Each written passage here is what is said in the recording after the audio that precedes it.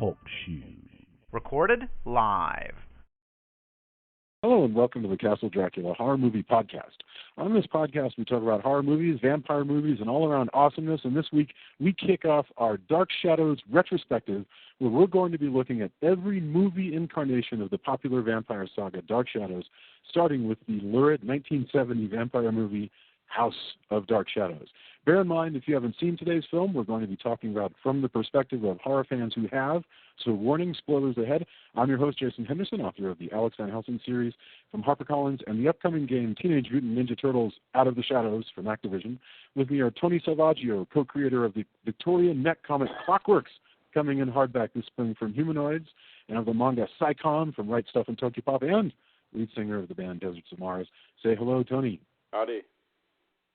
And once more, we have Adam Foshko, screenwriter and consulting producer for such games as Call of Duty Modern Warfare 3, Skylanders, and Skylanders Giants. Say hello, Adam. How are you?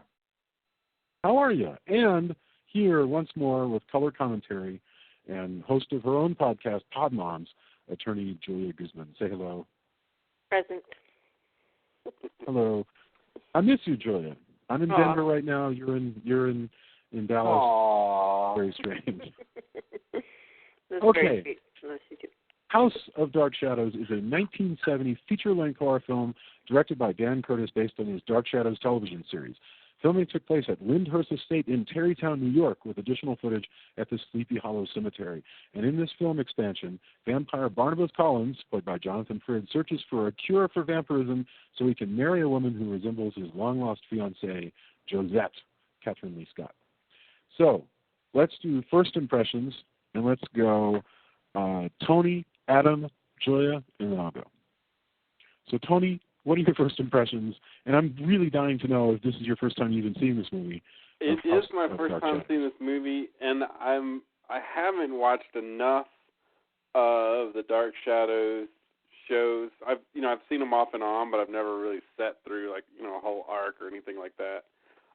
It was one of my mom's favorite shows, and I always thought it was cool when she described it. I was like, wow, there was a soap opera where there were vampires and werewolves, and it sounded like the best thing ever, except then you remember it's also a soap opera, which, for better or worse, is not, it's not going to be a creature feature in the same way that one might expect when thinking of horror. And right. Personally, I don't know, this movie is kind of a mess. Watching it fresh, it's, I think it was made for the fans. That's what I kept getting.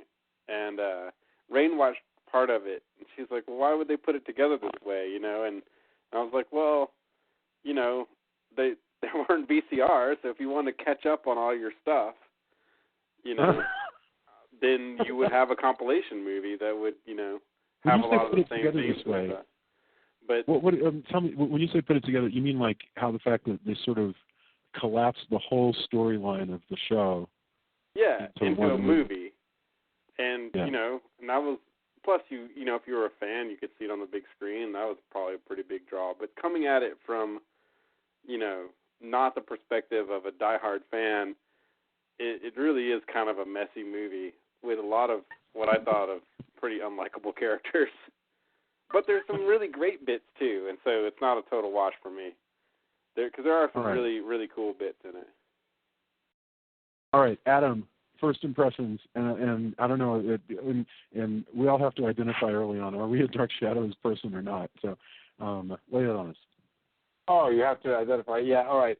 I am. I am actually a Dark Shadows person. I probably came at it a little bit differently than most people because I came at it through the books first.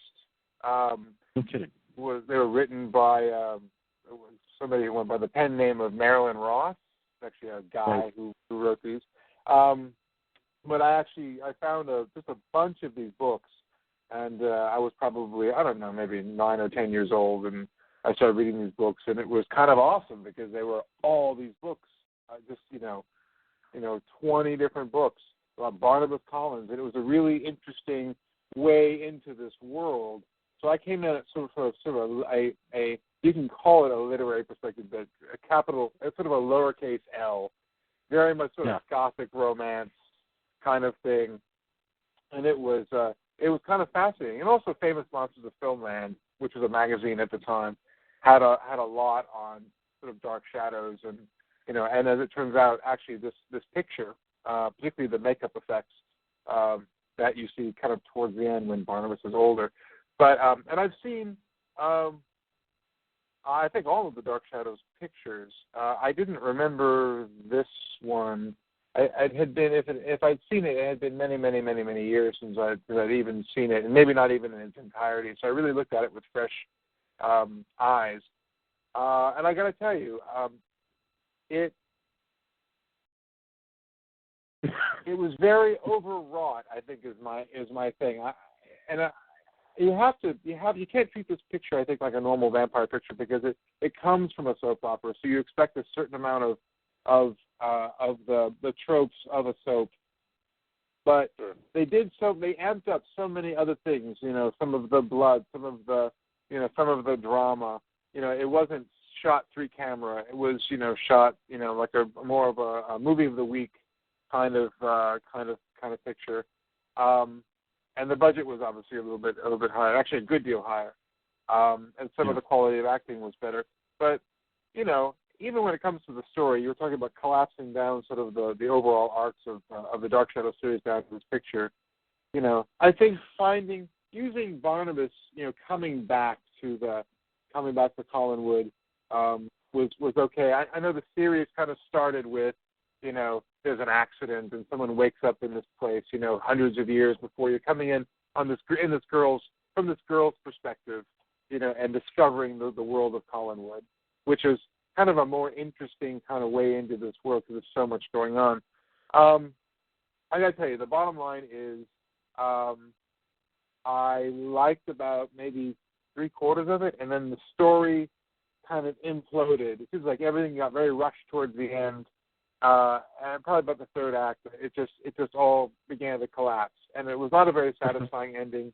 And there are a lot of things about the mythology of the world, the rules of the world, that there were either some inconsistencies, they didn't fit quite right, and so it's a nice thing to look back to, I suppose. But it's one of those pictures that I think it's far better to remember what it would look like if you were a kid. Yeah. It's like watching The Green Slime or something like that, going, yeah, that was probably a great picture. It probably doesn't hold up at all right now, but back when you're 9 or 10, it was awesome. I would have enjoyed this at 9, but it's hard to sit through now. And there's some good stuff in it, some good effects, but it doesn't hold together as a complete story. And I'm a Jonathan Frid fan, but it didn't work. All right. Julia, what about you? What are your thoughts on House of Dark Shadows? Well, I thought we were supposed to watch. That we had Go ahead. Go ahead. I thought we were supposed to watch. We had the experience of watching this movie where we started watching it. We first watched a couple of episodes of the soap opera so that I could show her the pacing of that. But go ahead. All right. Yeah, I thought we were supposed to watch the Johnny Depp ones. That's the one I watched. No, I'm just right. kidding. I'm having a little April Fool's fun. Because I haven't April Fooled anybody except for my children this morning when I switched their orange juice and the milk in the different containers and their cereal, the two cereals. But that's funny. It's been kind of an April Fool's. I'm sure they were amused. Yeah. They were really freaked out, especially by the milk and the orange juice thing. They were like, "How did you do that?"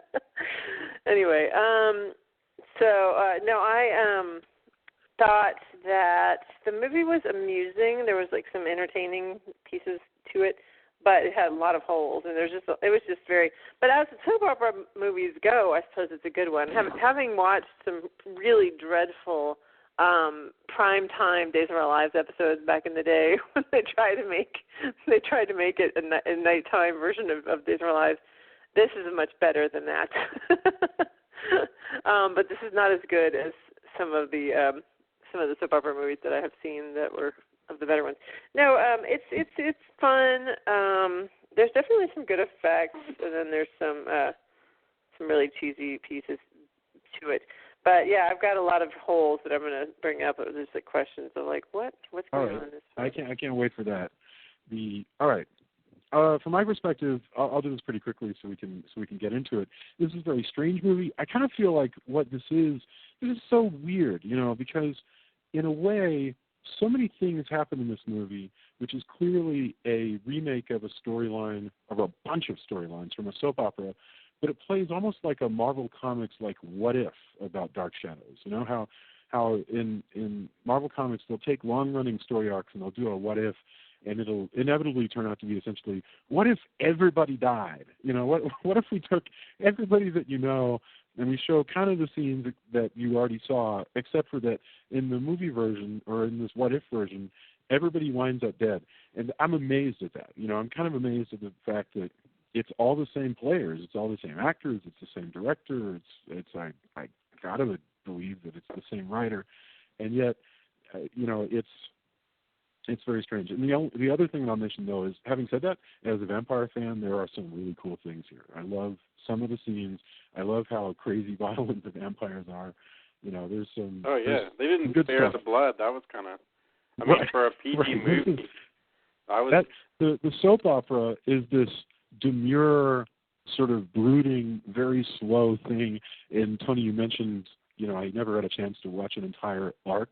It's not even possible. To be honest with you, the arcs just sort of trundle on forever and eventually just sort of fold over into other arcs, and it just never ends. The show, the soap opera, which sometimes I'll let play while I'm working, is impossible to follow and just sort of goes on forever. I guess the notion is, hey, these are your friends, they live in a spooky house, there's vampires and werewolves, and, you know, this is how you're going to spend the next hour, and that's okay. And that's really how it plays. So this movie at least attempts to do something different, which I'm shocked by, really. Okay. Well, what you're saying, Jason, reminds me of like the Star Trek episodes where they're suddenly in a different timeline or different reality, you know, and everything's like, you know, when Tasha Yar's suddenly alive again, and Whoopi Guinan's like, you're not supposed to be here. Right. This is wrong. So it's kind of like you're saying, is, you know, it's just an alternate timeline for this program. This is a completely alternate timeline, which is so funny, because in theory, who the heck was going to watch this movie other than Dark Shadows fans? I mean, well, maybe people just out for a vampire movie, but it's so weird that the fans are going to come watch it, and what they're going to see is an alternate universe where they start over the stories that they've already seen. You know, you can imagine, why didn't they bother just simply doing, you know, Adam said there's like 20 Dark Shadows novels about the further adventures of Barnabas Collins. Why not have just a story that they couldn't do on the TV? But we're getting ahead of ourselves. Let's talk first about Jonathan Frid as Barnabas Collins, because the movie opens just like the third year of the soap opera opened.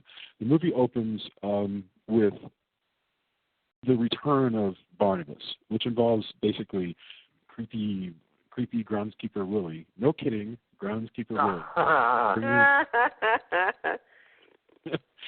Bringing just a terrible person, you know, throughout. He really is. Okay, do you know who he doesn't have the Scottish Willie accent, is played by? Groundskeeper Willie, who they never call him. I call him Willie. Anyway, Willie is played by John Carlin, who you recall was the skeevy, abusive husband in Daughters of Darkness. So, oh, yeah. So I wonder if he's one of those guys who's just really a creep in real life. Or if he's a real sweetheart, or if he's a real sweetheart in real life, and then he just plays a creep in all. Yeah, but there's some people where you're like, you know, they're too good at playing a creep. There's got to be something there, and I wonder. I mean, like Jack it Nicholson. works if he's a good actor, right? Like maybe that's the deal. Like Jack Nicholson, who there's like no way he's not a. Well, I read a diary of the making of this, and Catherine Lee Scott, who plays Maggie, who is, you know, a real sweetheart. So she wrote this basically diary of the making of House of Dark Shadows. And she was, I guess, 27 years old at the time, and on the soap opera. And so she talked about how hard it was because they were making, Dan Curtis, the director, came to them and said, hey, y'all, guess what? I know you're making a daily soap opera, and it's still on the air, but we're actually going to do a Hollywood version, so you're all going to work double time. And so she talked, you know, about what it was like making this movie, and all she had to say about Carlin was that he kept them amused because he was drunk all the time. But she does blame it on some of the other cast members. Right. But, you know, so it's 1970, and she said it was very cold. It was like that was a really valid way for him to stay warm. But Carlin's good. He really does have some. I don't know. I mean, I think that guy, he is so creepy and so odd that you enjoy watching him, and I enjoy watching the rest of his relationship with Barnabas as he goes on. But he brings Barnabas back. He's looking for buried treasure, and he opens up a coffin, and now into the movie comes a gentleman who comes to the great house of Collinwood, which is this enormous house, and he knocks on the door and says, "Hey, I'm looking for Elizabeth. She's the matriarch of the house. Tell her cousin Barnabas is here from England." And all right, so for some of you guys, this is your first impression of Jonathan Frid as Barnabas, this person that I don't know. I've run into so many women of what we politely call a certain age who say that they had like huge crushes on Jonathan Frid. What are your They also probably never read the joke book, which probably would have ruined it. Was that was what? That was something like Jokes in a Funny Vein or something like that? What was Yes, very good. Yes, it's called Barnabas Collins in a Funny Vein. In a Funny Vein, okay. Which will ruin any mystique of Barnabas Collins. You know what else will ruin it? Actually seeing a clip, and I think you can see it on YouTube.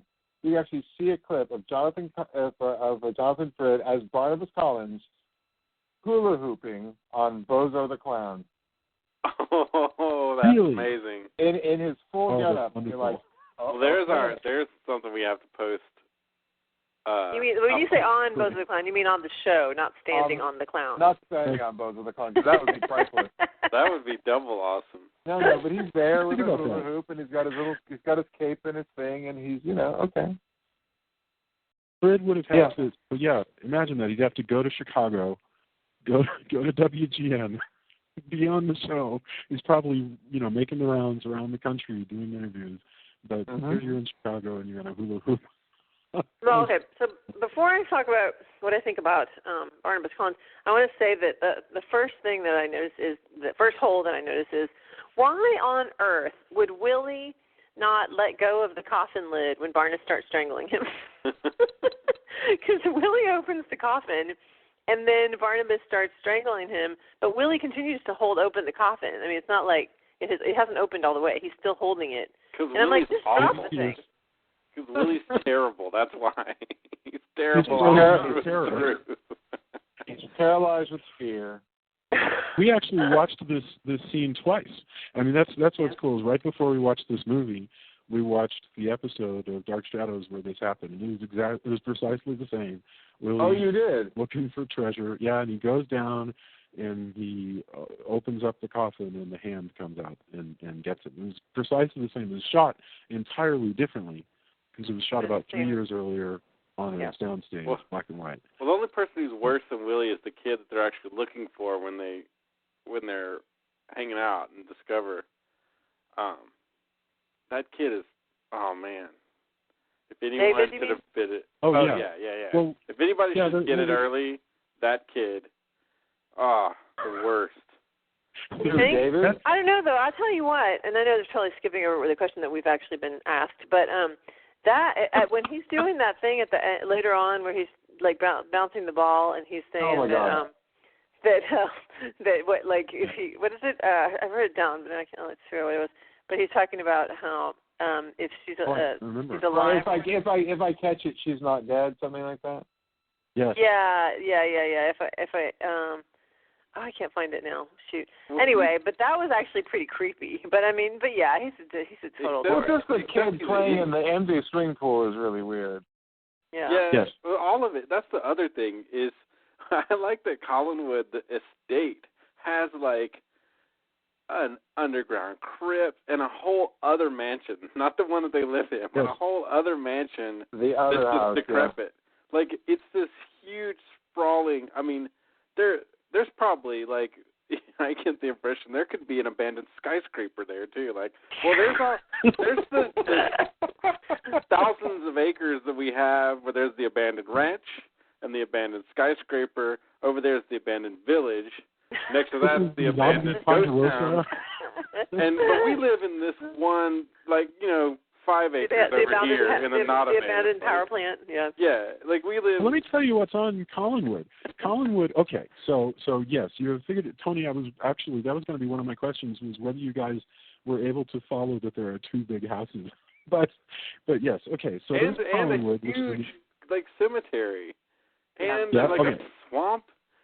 This place is, man. And an island. The Collins. Holy man, they really own. They are powerful people, or were powerful people. Who just left to let their crap just decay. Well, that's the one thing. I'm done with this.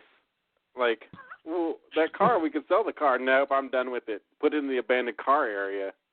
That's next to the abandoned warehouse.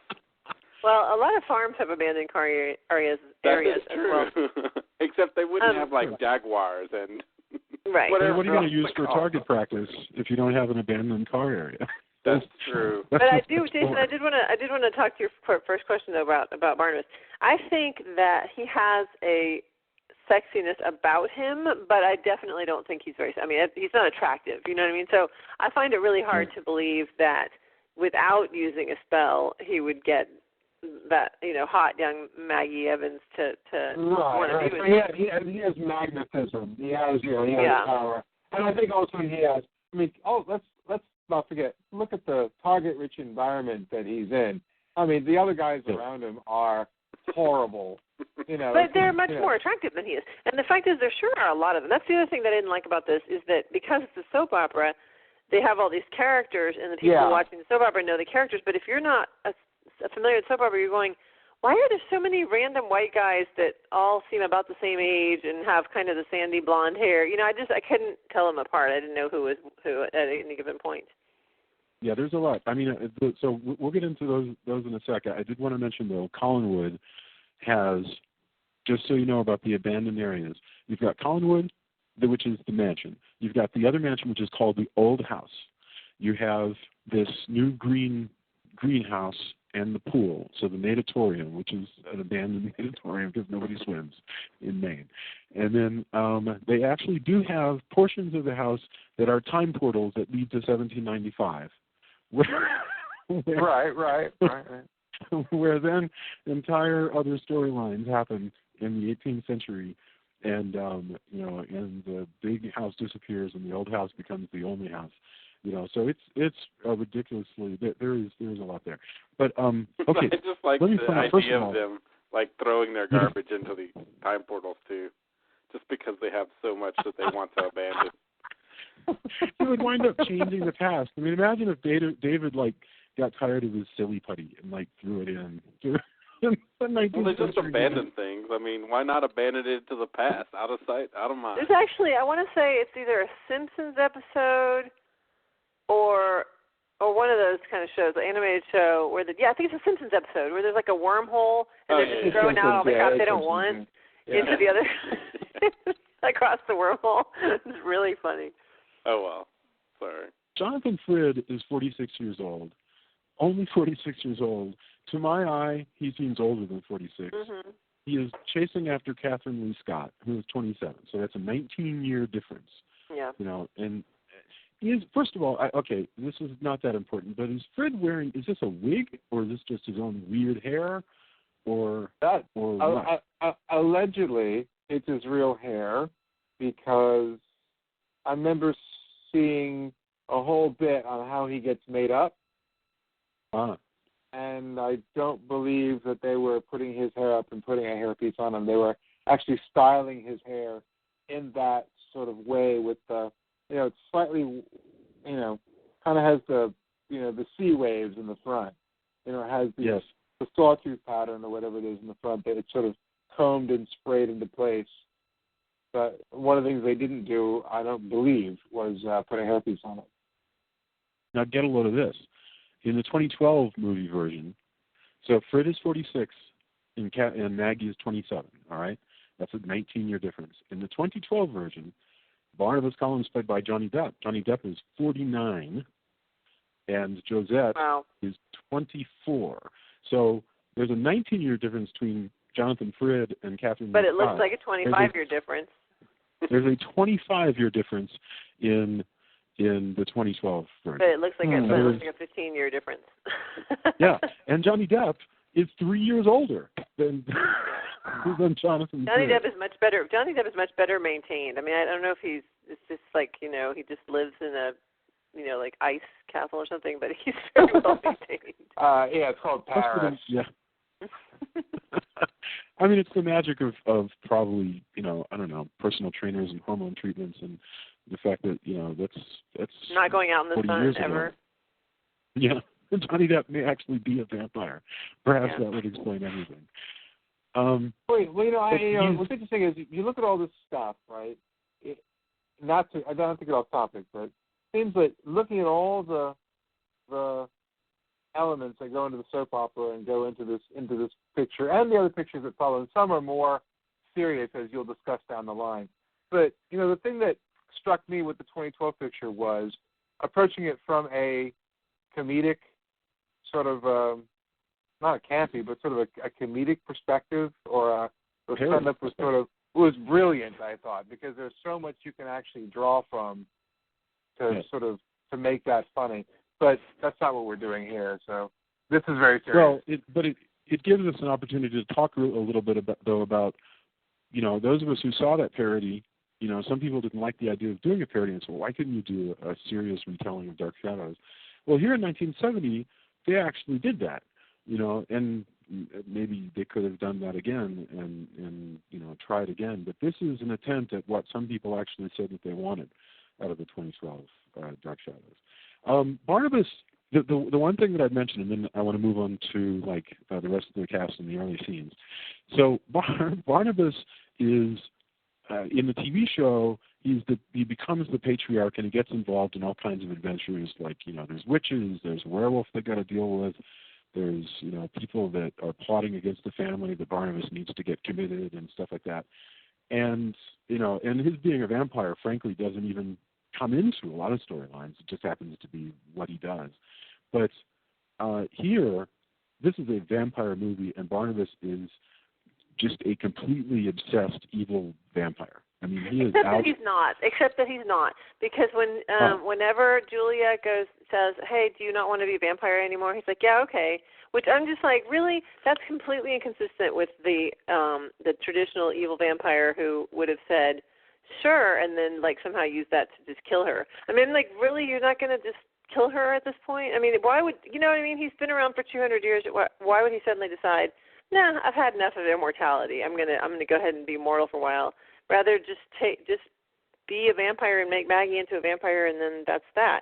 So that part really I thought was inconsistent. I don't know. I suspect that having somebody say, "Hey, look, I actually have a cure." I don't think anyone's ever said, "Hey, I've got a cure for your curse" before. Frankly, the thing that I objected to was the fact that when you got down to it, Dr. Hoffman arrived at when somebody said vampire, and then literally a second later she goes, perhaps he can be cured. I was like, wait a minute. Okay, someone just made a giant leap in logic. They found a cell. He can be cured of this cell. It's just sort of this giant leap. You don't think that you're saying you don't think that's how scientific discoveries work? That's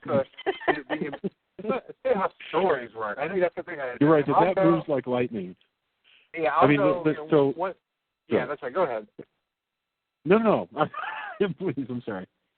Well, once Professor Stokes starts even introducing the idea of a vampire, and then they do again, like a universe where, they've heard of vampires, but, about the time the third person gets bitten in the neck, they don't immediately jump to it. You have, swollen Professor Stokes come by and say, "I'm thinking it's vampires." And, as a man of, I won't say science, even though he's a professor, obviously, but then Dr. Hoffman goes, it's interesting you say that, because I've isolated a cell which just does a bunch of other stuff. Whoever this is, I bet you I can cure them of vampirism.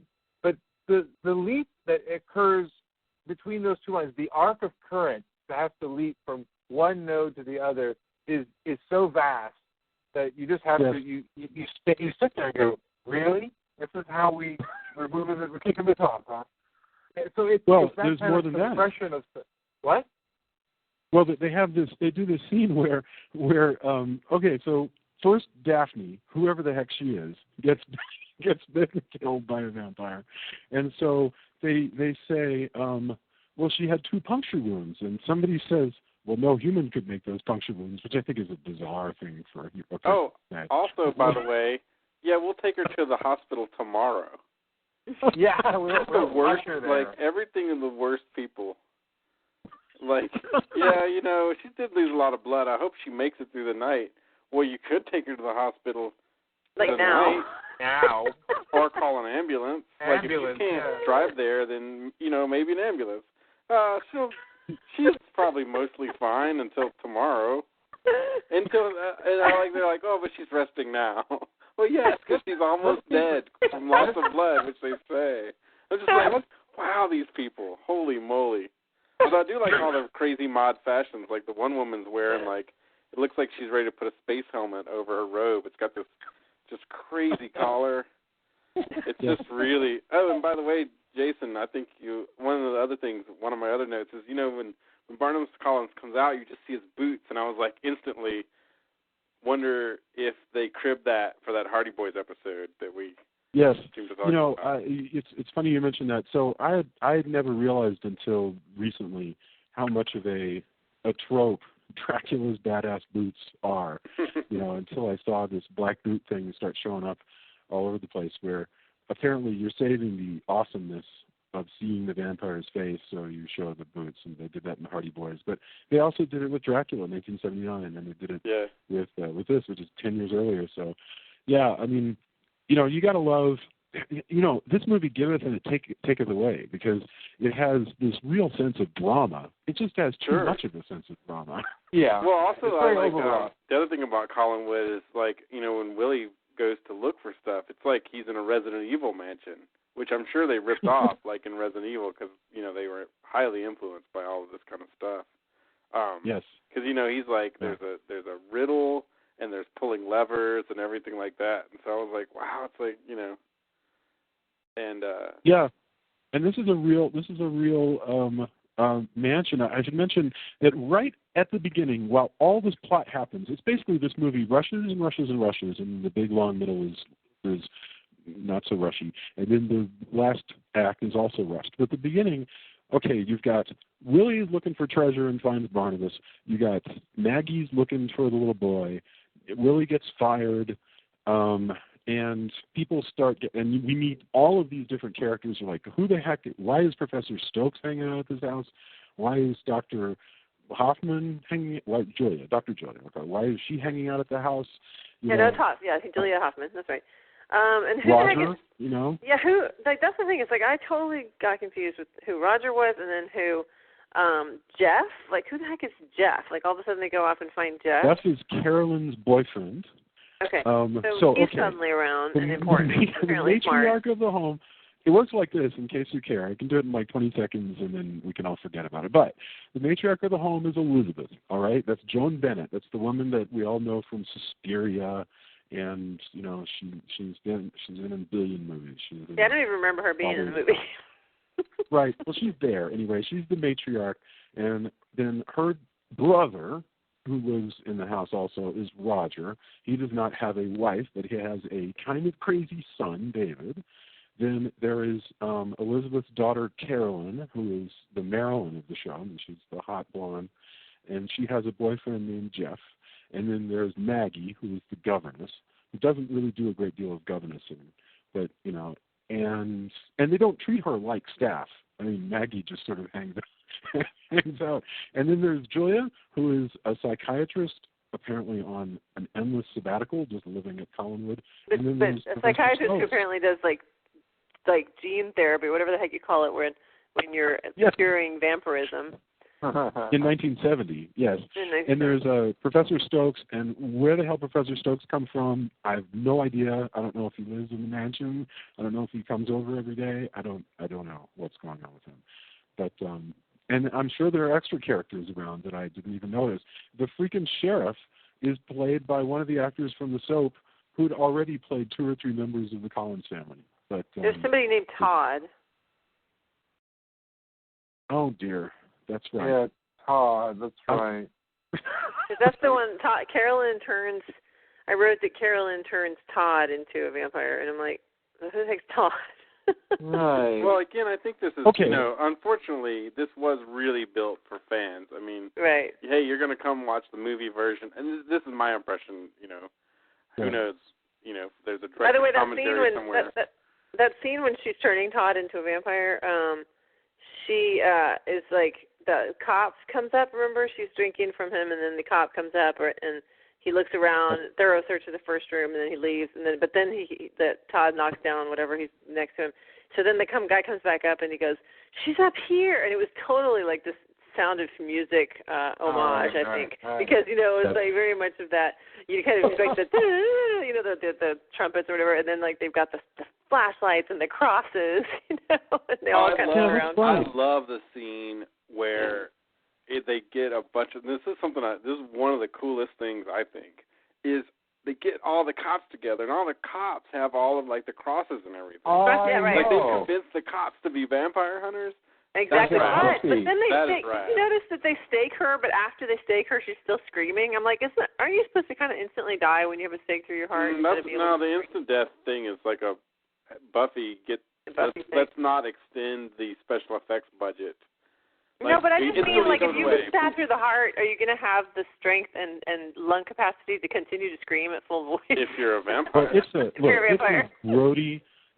a grody vampire killing, though. When they stake her, I mean, there's blood everywhere, blood coming out of her mouth. It's only pretty recently where it's everything turns to dust and gets the hell out of the scene.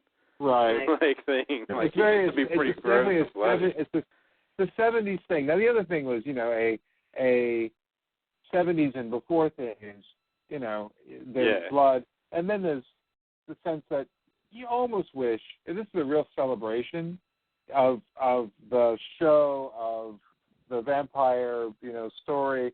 There are times when you just wish there's blood or whatever, but you wish that, they would turn to skeletons at the end. There's a certain point where you just go, God, I wish they would just turn to skeletons at the end. That would be, I could deal with it. I would know. It would sort of decisively put it in a particular camp. Right. Yeah. And that would be kind of okay. All of the staking though, how gruesome it is. That was pretty. Yes. I was pretty surprised. The bites are gruesome as well. Yeah, they really are. When people get bit in this movie, they've got those two things. After Carolyn goes in, After Carolyn, because I'm sorry, not Carolyn.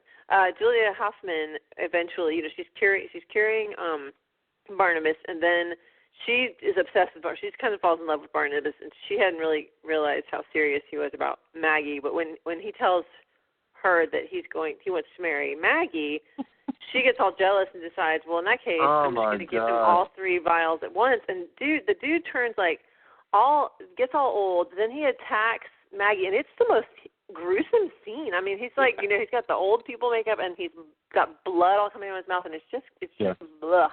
If I were 9, that would give me nightmares. Are you kidding me? Yeah. That old guy with the blood, that's a nightmarish image. That is really, really scary.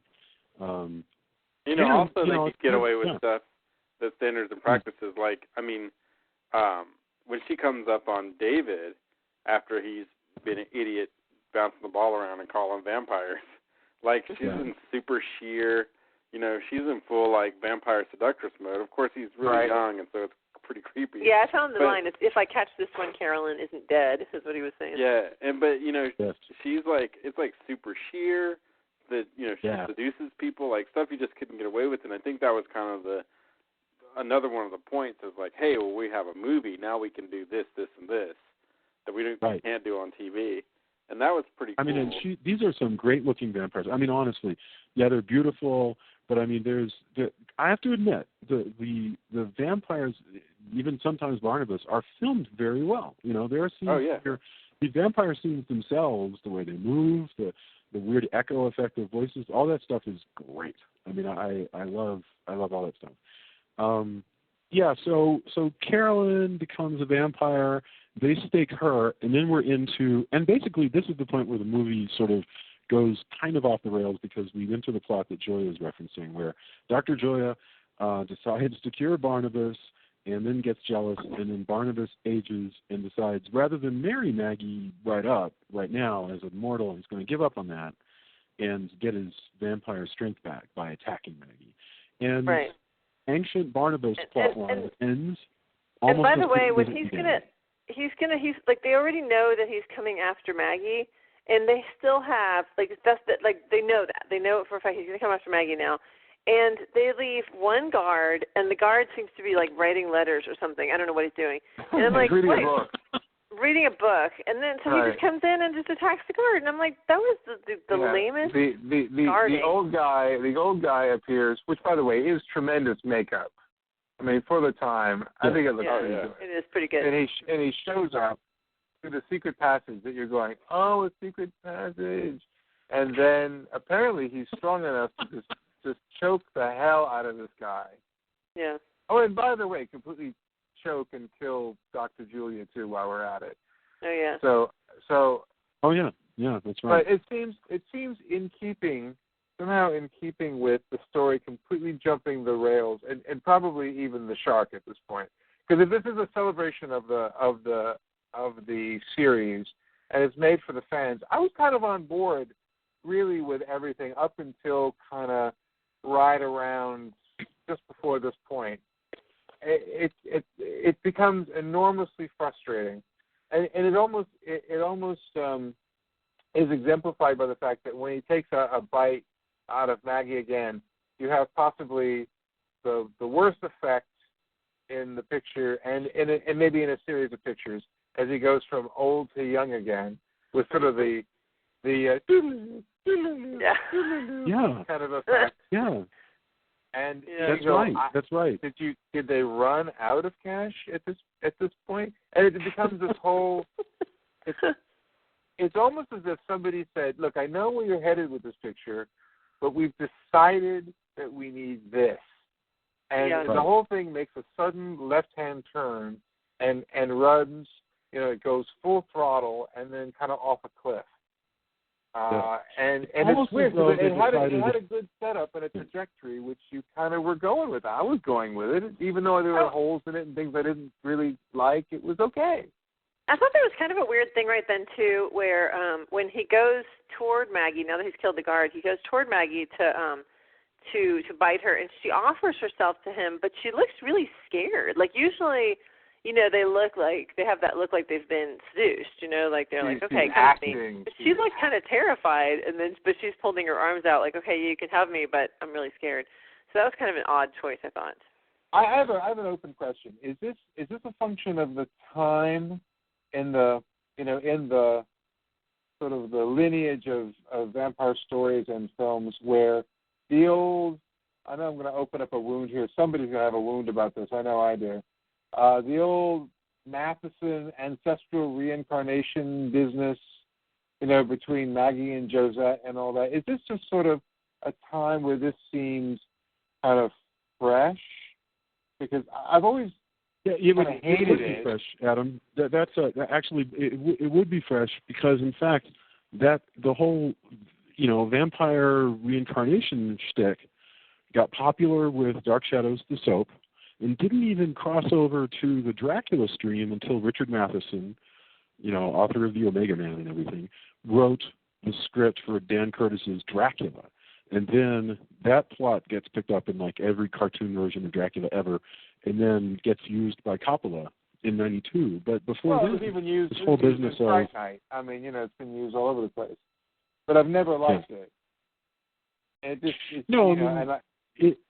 it's funny what a great shorthand it is, and yet how, it's, I don't know, it's kind of, I'm just tired of seeing that particular plot, even though it was new at the time.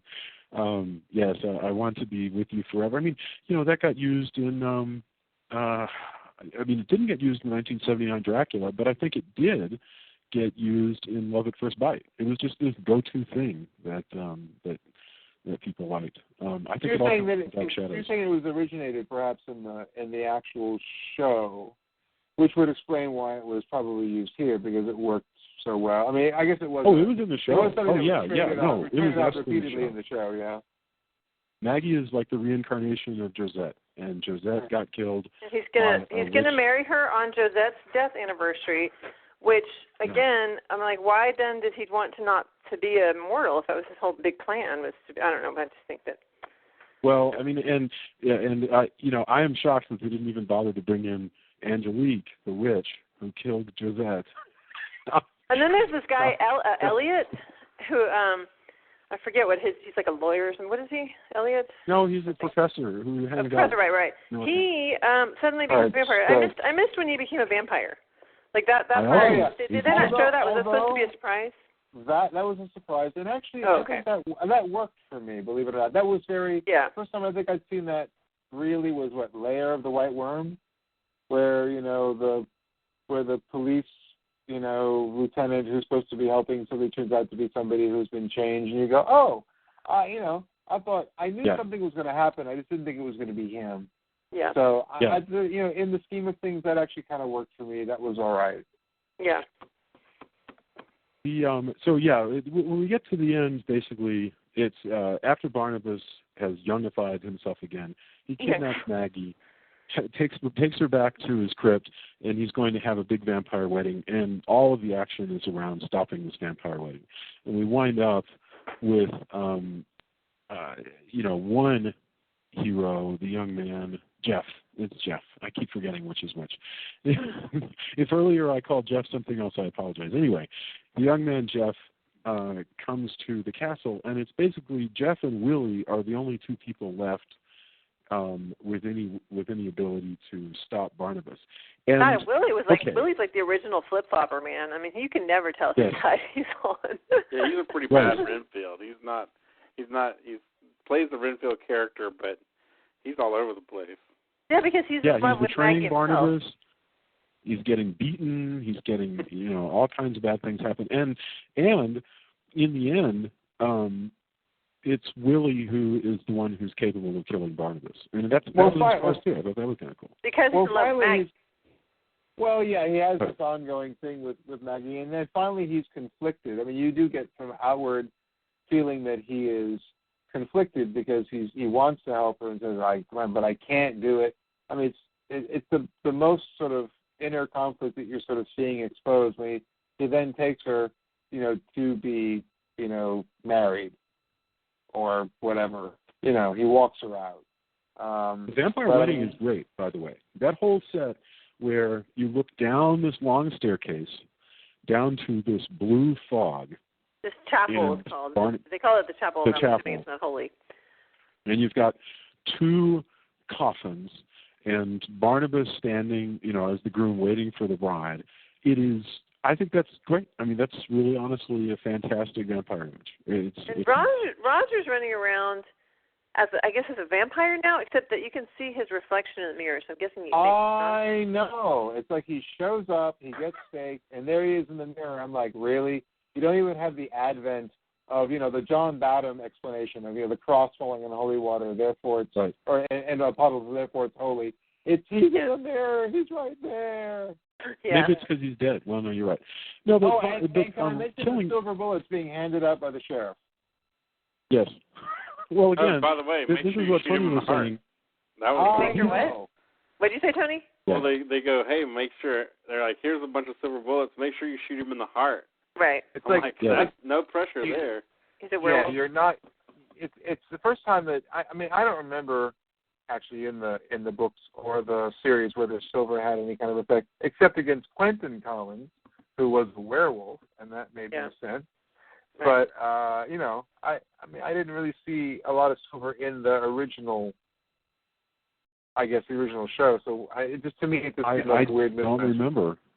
And I've watched a fair amount of the show, but I have no memory of that. I mean, they never stake anybody, for one thing. I mean, this is why, again, it's kind of like a Marvel what if, because, I mean, for Pete's sake, I was something like, whoa, wait a minute, Roger's a vampire? Whoa, wait a minute, they killed Roger? I was like, what is going on? It was so strange. It would be like if during the sixth season of Happy Days, they made a Happy Days movie and like Richie died in a motorcycle accident. It was the weirdest thing to see these characters suddenly start dying. Well, I was wondering about that when I was watching. I'm like, wow, is there anybody who doesn't get vamped? No. I'm like, it's just like, and then, hey, we know you like these people from the series, but tough luck. Here we go. Well, like I said, it's just like the Star Trek. There's a Star Trek episode. There's Star Trek episodes like that where everybody dies. Like the ship blows up and stuff, and you're just like, dude. And it was all, it was an interesting point, and that is, if it's a celebration for the fans of this show, I'm kind of surprised they carried it all the way through the staking of Barnabas Collins. If there wasn't something where, I don't know, I mean, given the show, you literally could have had it to where everybody got staked or vamped or whatever, and at the end, somebody wakes up, somebody like Maggie or somebody wakes up and realizes it was all a dream, and it would have been, and then he shows up at the door. I mean, it could have been anything, and it would have been fine. I'm really surprised they went completely down the whole bit where Barnabas must sort of pay.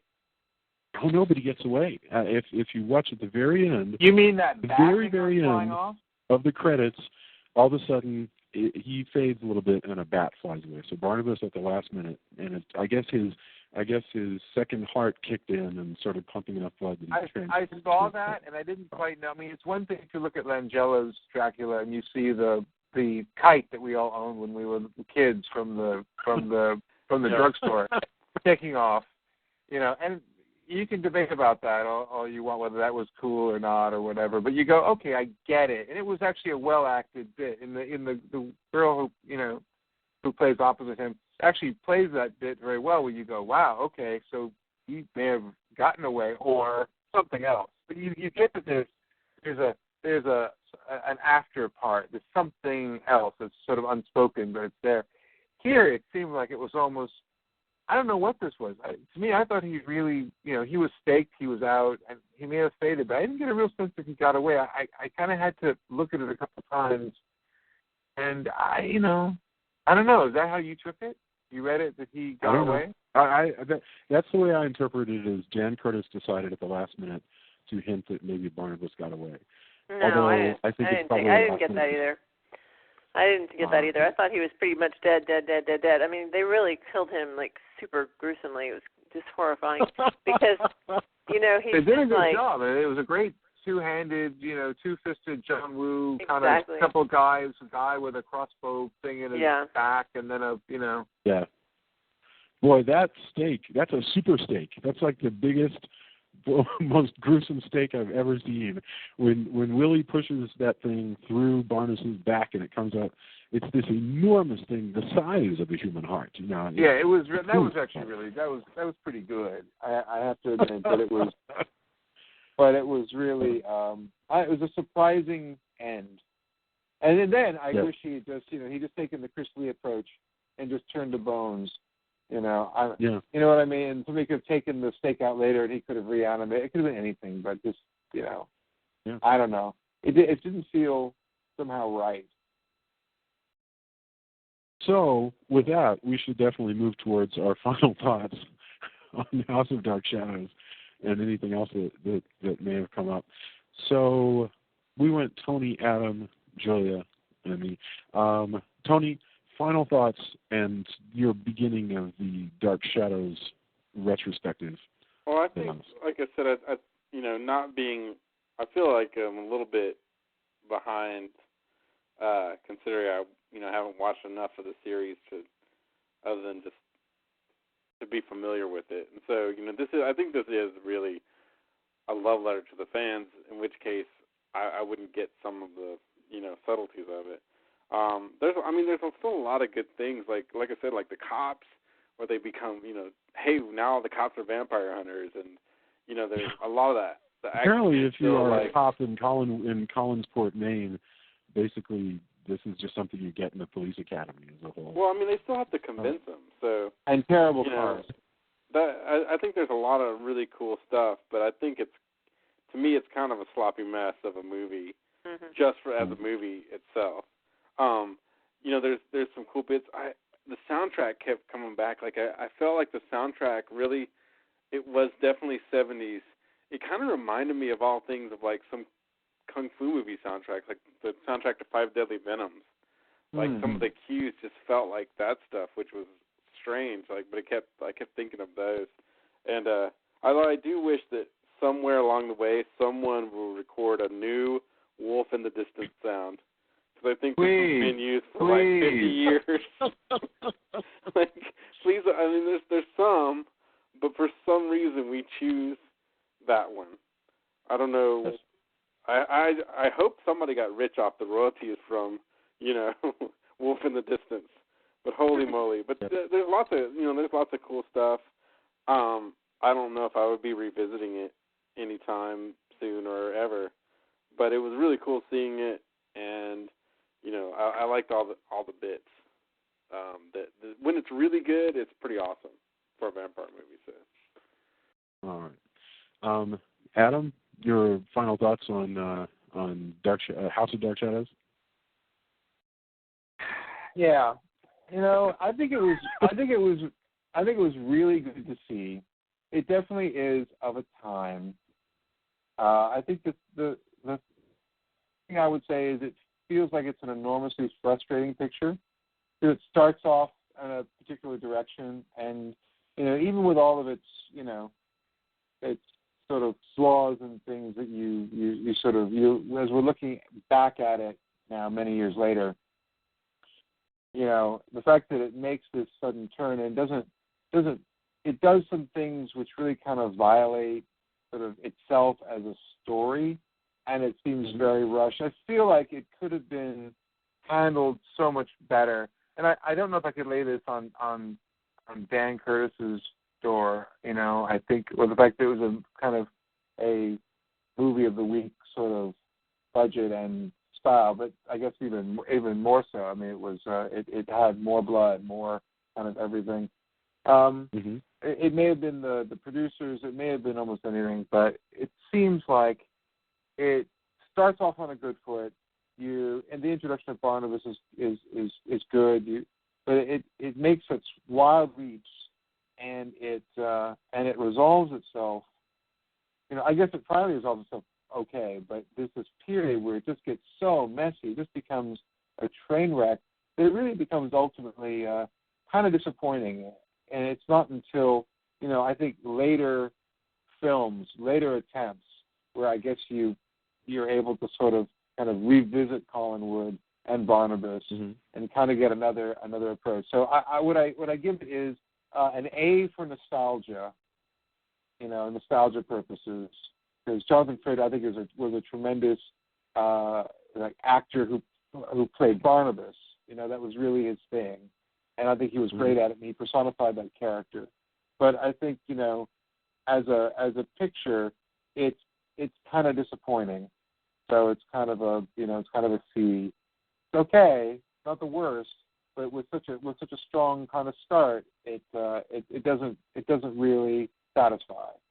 So I leave it to other attempts to put together a Dark Shadows picture to sort of to satisfy the hunger, if you will, of Dark Shadows fans. I think we're in trouble with the fact that we keep, just like Spider-Man, we keep filming the origin story over and over again. All right, Julia, final thoughts, House of Dark Shadows. Well, I'm with Tony. I think it's a bit mess of a movie. There's just so many things that they just, that they kind of overlook, or whatever. It feels really sloppy. But there's there are some amusing parts, and I do think if you were a fan of the soap opera, this would be awesome to watch. So I think it has its place, and they did what they came to do. And my final thoughts. I feel the same way as Adam, that I never was into Dark Shadows at all until just about 3 years ago. It came onto Netflix, and I started watching it, and I was like, this is really something that I can fall in love with. It almost makes no sense from moment to moment, but if you just let it play as this 6 or 7 hours at a go sort of background, it's fascinating and beautiful. But this movie, as an attempt to bring people into that, if that's what it's for, I think kind of fails because of all the messiness that we talked about, and also that it doesn't capture the TV show at all. Instead, it uses a lot of the same stuff from the TV show and tells, it's neither fish nor fowl. It's telling a pretty grisly, quick-moving vampire thing, but it's also not as streamlined as you would be if you started over with no characters at all. And it's making this attempt at retelling plots from the series instead of maybe, if you wanted to do that, do like Star Trek and just take the characters and tell a bigger budget story that, would take 90 minutes to tell or whatever. So I think it's kind of a lost opportunity. I'm curious what happens with Night of Dark Shadows, which is our next picture. So let's do endorsements and same direction. It was Tony, Adam, Joey, and me. So Tony, any endorsements for you this week? Yeah, I got a couple. Let's see.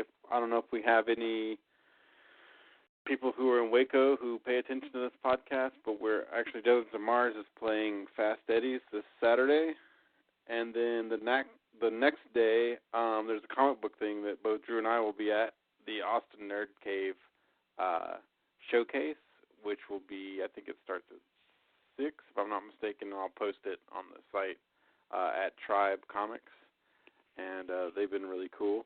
So, and there's a lot of other vendors, but, our own Drew and I will be there, so that should be cool. And also, I think we were talking a little bit before the show, there's a lot of just awesome, crazy 70s horror movies that have come out, some from Franco, and now I'm drawing a blank on the director of Requiem for a Vampire. Yeah, Roland, R-O-L-L-I-E. And there's a bunch of stuff that's come out, and I have barely scratched the surface.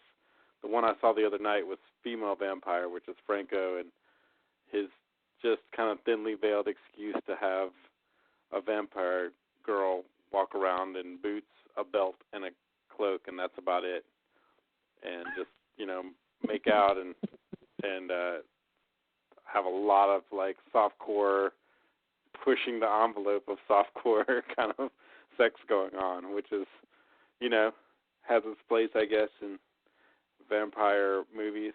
But that was a Female Vampire, also known in its cut form as erotic. There are some, but there's just all kinds of all over the map kind of, kind of sleazy but kind of cool horror movies that have come out. Some Dr. Orloff movies and just all kinds of stuff on Netflix if you want to search it. And also today, as long as I don't know how long they'll keep it up, but they have an awesome. I don't know if you saw their April Fool's joke where it suggested different categories, and they're awesome. So who is it? Netflix. Oh. They had movies with people who have their arms crossed and they look serious, like they mean business, and movies with Estelle Getty and some other guy, and it's Stallone's Stop or My Mom Will Shoot, and it's just a row of those. Another one was a ballet based on a Shatner album, and it's Shatner's Gonzo Ballet, but it's just a row of that. That's the only one. Oh, but they already changed it, I think. Well, there's different ones. No, I mean there's nothing fun. There's nothing funny on there anymore. Oh, it was in I don't know if you have to scroll down. It was up on I was showing Rain on our Roku, but there's screenshots around, and I thought that was funny, and I really detest April Fool's Day actually these days, in the advent. Well, there is internet. cynical movies, but that could be real. Yeah, who knows? That's true. But yeah, I thought that was actually kind of clever and funny, as opposed to just hey, look, we're trying to dupe you. This is stupid. So anyway, those are my endorsements. They changed it back. Julia, any endorsements? I endorse Psych, the TV show. I love this TV show, Psych, and this past week they had their very special, I think it was the 100th episode or whatever, but they did an homage to Clue, the movie, the movie Clue, and you actually got to vote during the episode for which ending you wanted, who you wanted to have done the murder. It was really awesome. So, you get on the website and you vote, and I guess I don't know how exactly they did it so that they could smoothly put in whatever ending, but it was well done, and it was starring some of the original people from the movie. Christopher Lloyd is in it, and Leslie Ann Warren's her name. I think that's her name. Yeah. Anyway, but it was really fun. Really, really fun movie. episode. But yeah, if you don't watch Psych, you should, because it's a really just funny, lighthearted, show about a couple. There's a lot of pop culture awareness in that. Yeah. Show. Exactly. It's great for people our age. And the funny thing is, I've been watching. I watched Glee, and I'm realizing that Glee is supposed to be about these high school students, but all the songs are from the 80s, So it's like the same thing here with Psych. It's like all the references are for people who grew up in the in the 70s and 80s. But it's just fun. It's a fun show. So if you don't watch it, you should. So I certainly I'll vote for Tony's endorsement, which is Netflix Grindhouse vampire movies, which there are many, many. I saw one called Lips of Blood that was fantastic. And they're all like French and Spanish. And the best is when they're actually in French and you have the subtitles and so forth. But I just found the link. So the only endorsement I have is the extended universe of Dark Shadows. If you're into this, there are many other ways of I found this movie a little bit disappointing, but there's all this other stuff. Adam mentioned the series of Dark Shadows books. There's some new books that came out from Tor over the last couple of years, and I haven't really explored those. But the series that Adam was talking about ran for 32 books, starting in 1968, starting before Barnabas even appears, because there were several years of the show before there was a Barnabas on the show.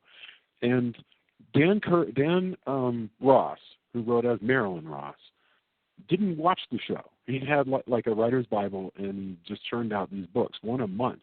I'm not kidding.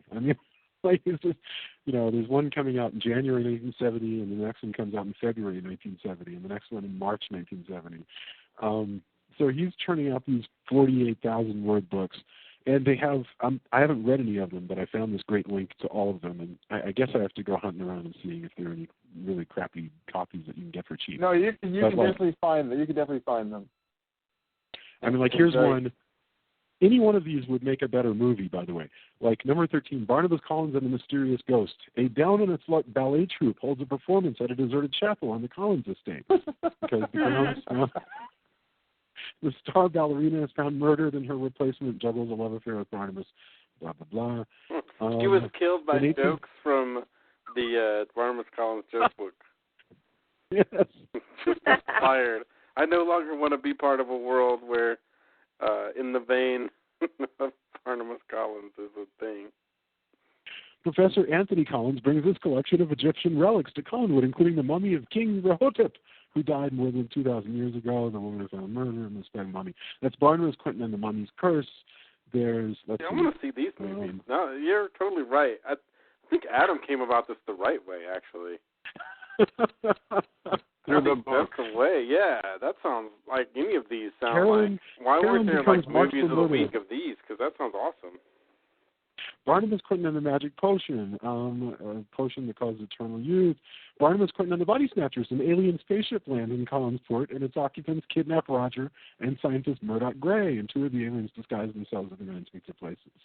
Barnabas Quentin and Carolyn work together to expose the alien plot. Sounds awesome. This is wonderful. All right, so anyway. And thus starts the Barnabas Collins Book Club. That'd be awesome. I'm going to look into this. There's got to be a way. Dan Ross was the writer. He called himself Marilyn Ross. And weirdly enough, Marilyn Ross is actually the name of his spouse. I think they thought that these would appeal to female readers, and so he just took his wife's name and wrote the books. It's very unusual. So anyway, so that's my endorsement, and I haven't even read a single one of those. But they sound great. So, all right. And thus ends our beginning of the Dark Shadows retrospective.